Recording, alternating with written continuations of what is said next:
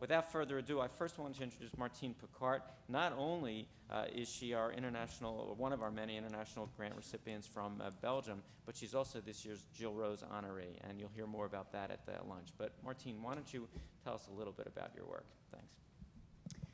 So let me first tell you that I'm a medical oncologist working in Brussels, Belgium, but I was trained in this city a long time ago, and I will explain during the lunch why this was a very important experience for me.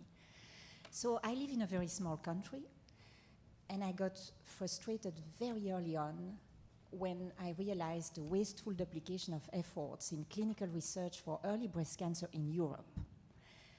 So in '95, I realized that there were 23 groups in Europe doing adjuvant clinical trials for breast cancer. All these trials were too small to reach solid conclusions. So together with my colleague and friend Aaron Goldish, we decided that we should try to create something equivalent to what was in existence in this country, which is an intergroup. So we convened the chairs of all these European groups to a meeting. I still remember these people were very impressed, but very uncomfortable initially with the proposal. But then we started to work together, and the Breast International Group today is an umbrella organization for 40 research groups around the world, so not only based in Europe, but based in South America and in Asia. And really our goal is to accelerate tremendously clinical and translational research worldwide so that women with breast cancer will soon benefit from truly individualized treatments. Now, just for you to understand why it is so vital to get support from foundations like the BCRF, when we collaborate with pharmaceutical industry to develop new drugs, of course we get funding.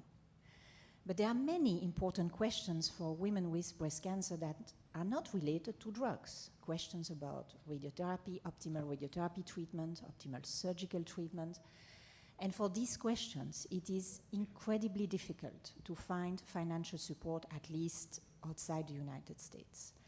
And so we have been very privileged to benefit from several BCRF grants that have all been focusing on accelerated paths towards improved treatment individualization in breast cancer. And I'm very grateful to the foundation for this. Thanks very much. I'll point out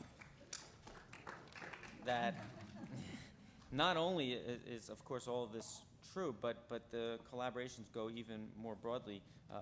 Recent trials are actually conducted by the BIG in collaboration with American investigators funded through the National Cancer Institute. And this just makes, again, the point about the connectedness and the importance of these relationships. So thanks, Martine.